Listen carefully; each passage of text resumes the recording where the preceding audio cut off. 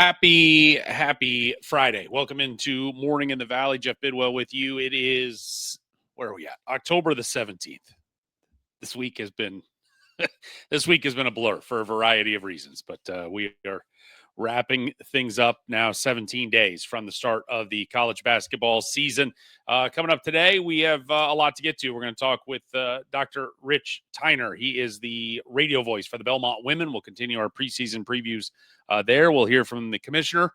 Media day for the women was yesterday. Was able to pepper him a little bit about conference expansion, among other things. So we will talk about that. And we're going to talk about watch lists today.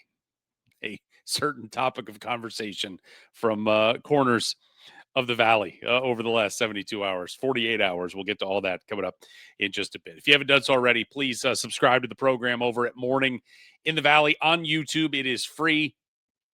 Share, comment, like, all of it. Very much appreciate it as we are continuing to grow a little bit every day, and very much looking forward to getting the season started and getting this little bus continuing to roll. All right. Again, yesterday was media day for the Missouri Valley Conference women, virtual media day. So we did it, say almost at this point, the old-fashioned way by Zoom. The commissioner, all the coaches able to go through one by one for a couple of questions for each from the assembled media. But it was really our first time to have, my first time at least, to have Jeff Jackson, the commissioner of the Missouri Valley Conference, virtually in front of my face, since he was on this program a couple of months ago. And certainly the conversation that I wanted to press with him was, let's talk expansion, because that's what I feel obligated to do every time we are certainly speaking. And again, the March to the Arch podcast guys, a couple of months, I guess it's already been 2.5 months ago, early August, with the, hey, we're hearing it's going to be 14 teams next year in the Missouri Valley. And look, we have had already some dominoes falling from a conference realignment standpoint here in the last, really the last 2 months. You had Tennessee Tech leaving the Ohio Valley Conference for the SoCon.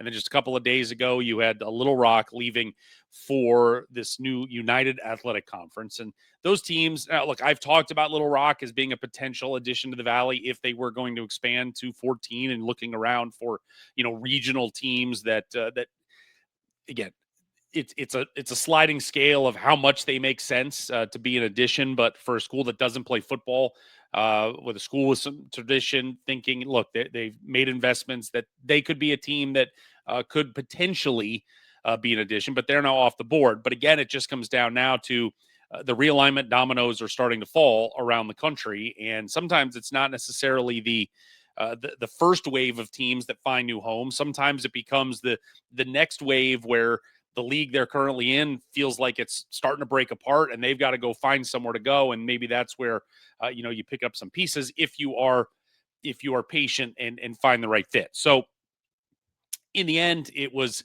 I got exactly what I expected out of Jeff Jackson when asking him about where are we with this potential expansion for 2026, 27 and beyond. And so here was the commissioner yesterday when it was just a simple, hey, where are we at?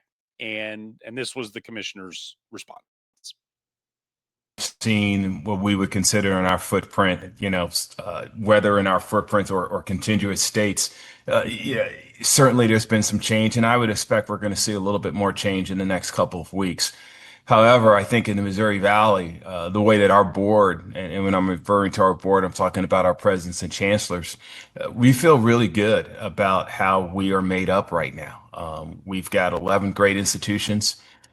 Their investment, their commitment to what we do, whether it's in basketball or baseball or volleyball or all those things, seem to be going in a positive direction. And we say that knowing there's a lot of headwinds out there in regards to whether it's the House settlement, now how we now interact with our student athletes when it comes to compensation. All those things are obviously different. I think the Missouri Valley Conference, probably, if you asked me this question last year, Jeff, it's the same answer, in terms of we're very mindful of what's going on in the environment. if there's an opportunity where our board comes to the decision that they think they have a legitimate chance to improve the Valley in terms of competition, in terms of student athlete experience and promotional and marketing opportunities, I don't think we would hesitate to take advantage of that. So we're always mindful of what's going on, head on a swivel, to use a football phrase, and we'll see what happens. So it's not an absolute no, it's not an absolute less. We're just monitoring the community and seeing if there's something out there that we would deem, to be a special opportunity. So, yeah, that was basically the answer from a year ago when Missouri State announced they were leaving, and we asked, "Hey, what's the plan?" And uh, I expected nothing less. I mean, that was a masterclass in saying a lot without really saying anything. Because look, it does him no service to tip his hand like, yeah, we've got a couple in the hopper, we're just waiting to sign the paperwork and come on. So but the key part there is, and I think that's always just sort of the um the temperature you're taking is the door closed on this. And his answer obviously was, we're not. Is it an absolute yes? No. Is it an absolute no? No. So we wait.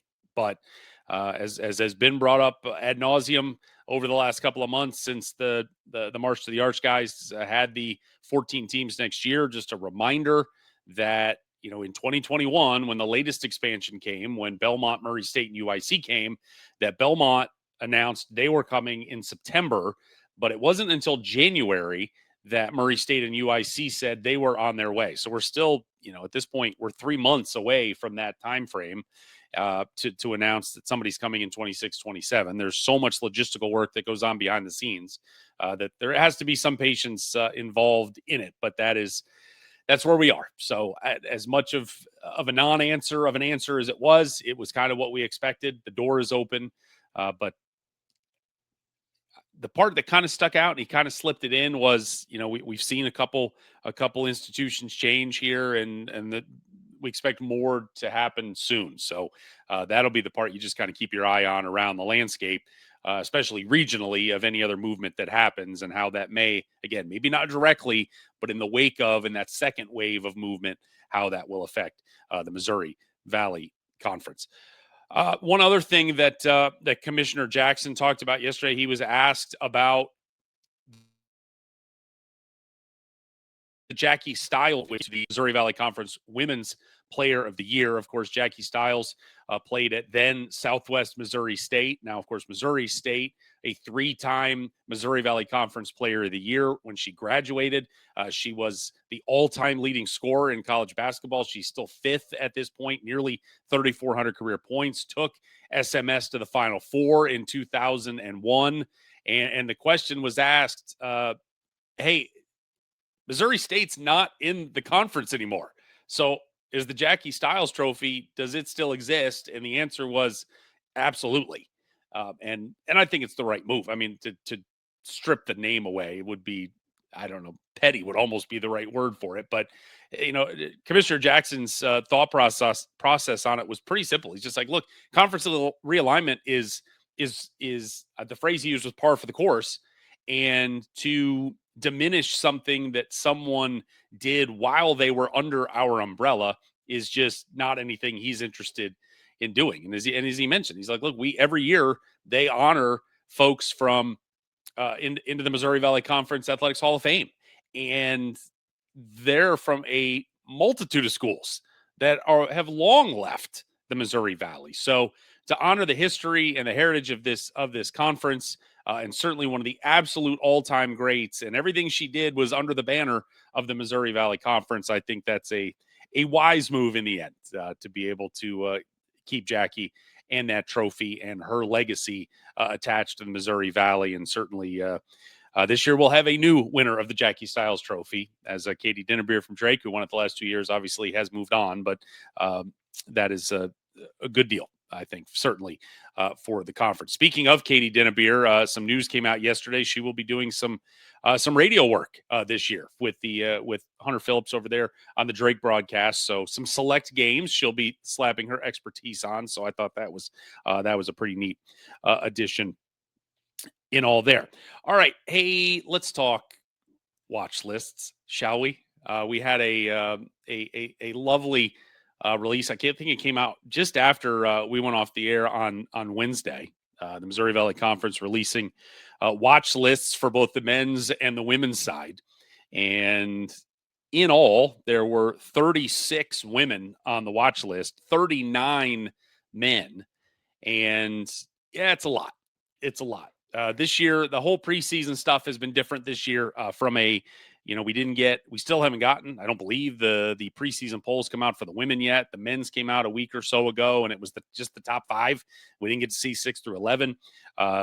We don't get all preseason first team, a preseason player of the year. We're just getting watch lists. And I think I understand the exercise from a year ago. There was so much frustration and struggle almost of you're trying to vote on a preseason all conference team. And there were so few returners a year ago that it was just, I don't know what I'm picking from.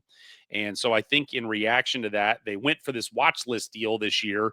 And, again, especially on the men's side, but I still think that it applies on the women's side that, you have 3 all conference players for both the men and the women that are returning, but there's a lot of other talented returners. And certainly there are all kinds of newcomers that will be able to impact the landscape of the Valley this year. But I was like, I don't think it was going to be as much of a challenge this year hey, we got to give you our top 5 or give you a top 10 for you to vote out an all preseason team. But for whatever reason, they decided we're just doing a watch list, and some teams gave 2.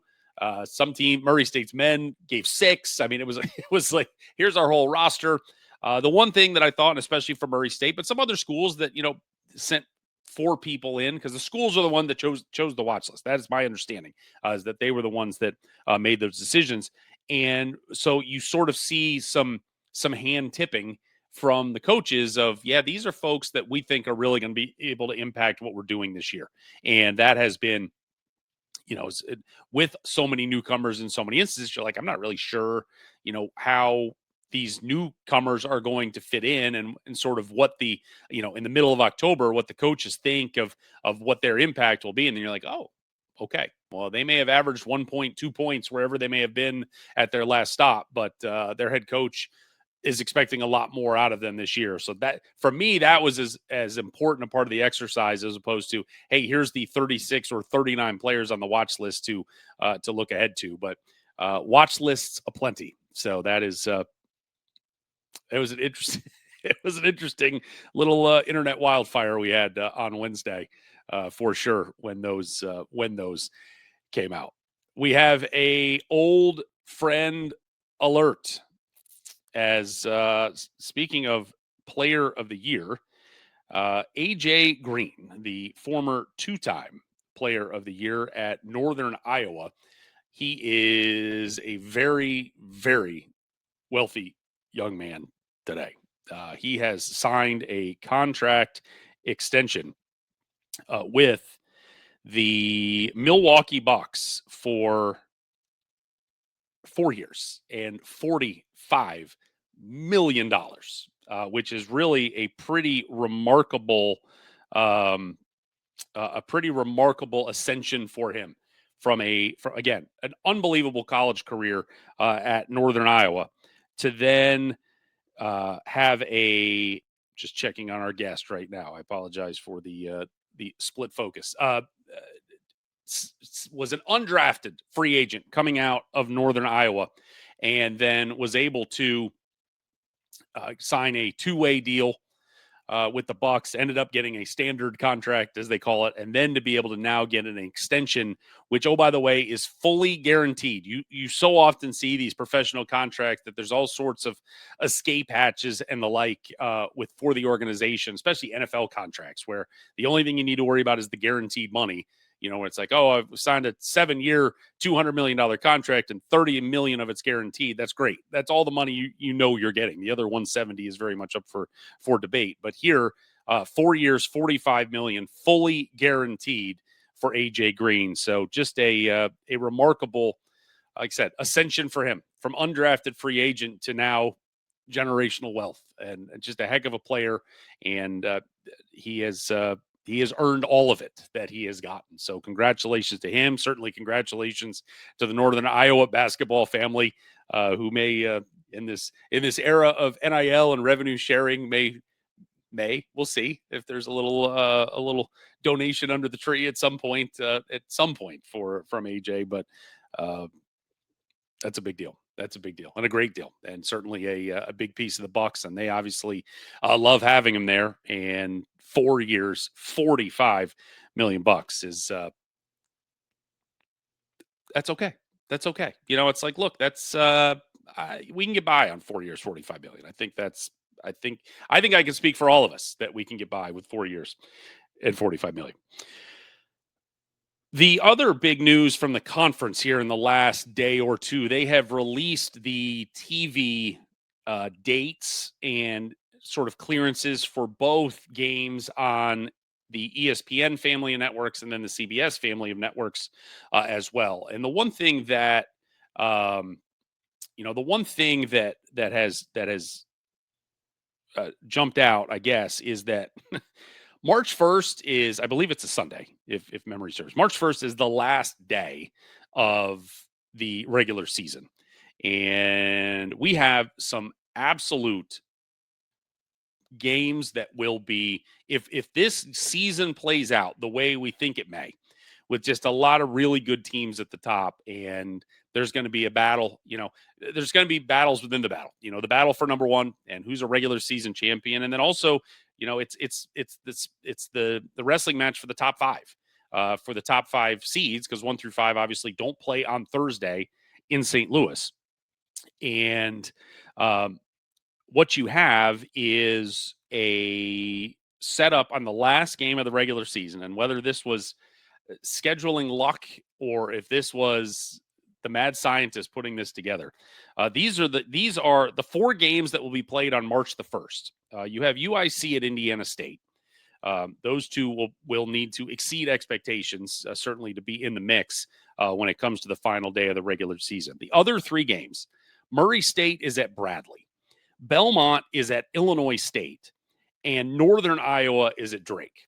I mean, it is not far of a reach to say that one of, if not more than one of those games will impact who is cutting down the nets and winning a regular season championship. Now, the neat part about that is that of those, the 4 games in all, and we don't want to exclude UIC and Indiana State at this point, but of those 4 games, 2 of them will be on national television.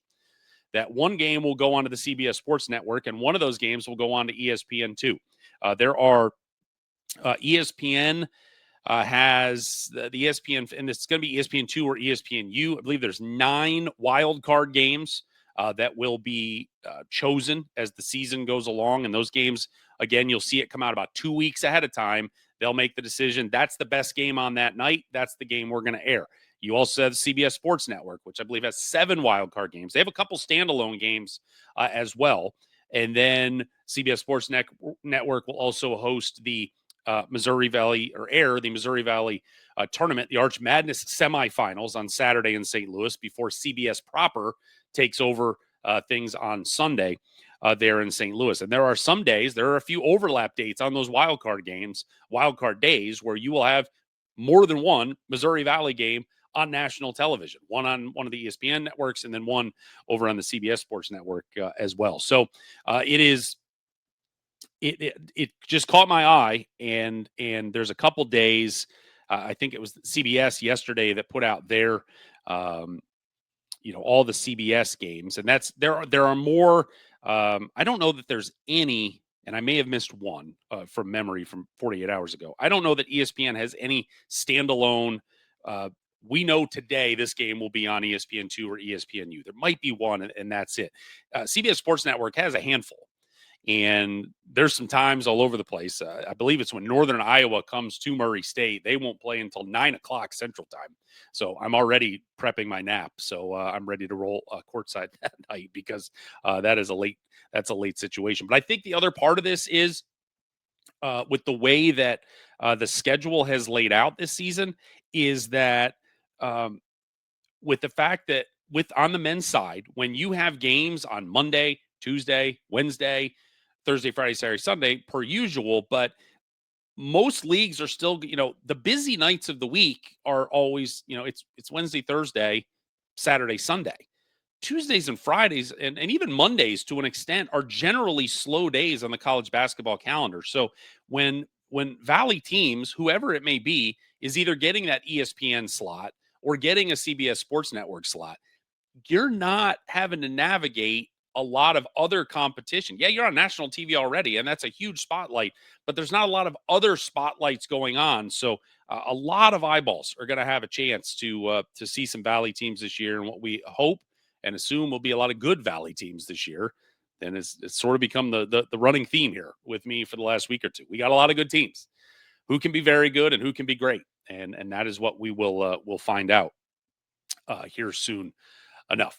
It looks like we have had. We're probably going to have to punt on Dr. Rich Tyner today. We will hope to get him back on Monday and try to talk about some Belmont women. We do have 3 games again this weekend. Tonight, Austin P is at Southern Illinois.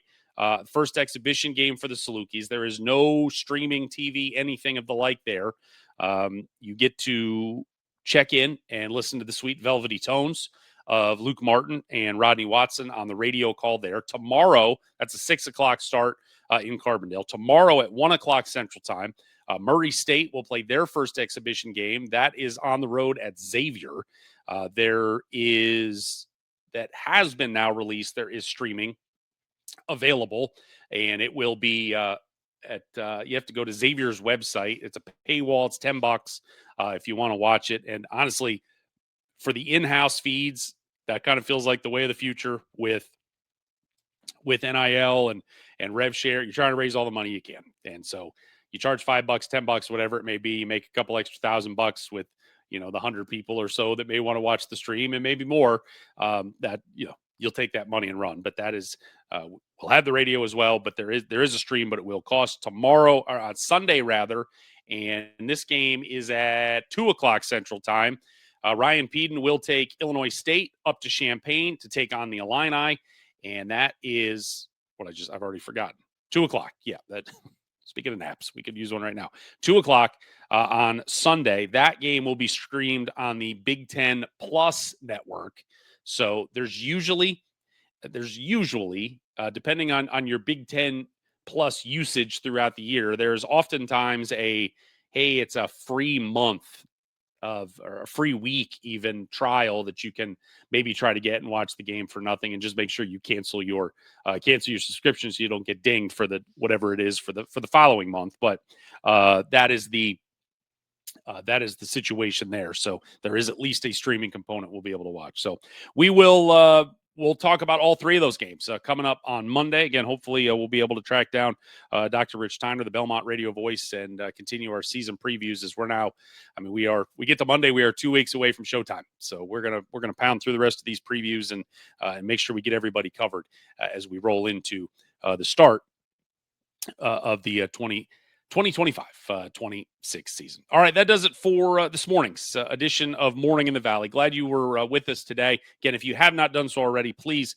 go to YouTube, subscribe for free, search out Morning in the Valley, like, share, comment, all that good stuff, and get this out.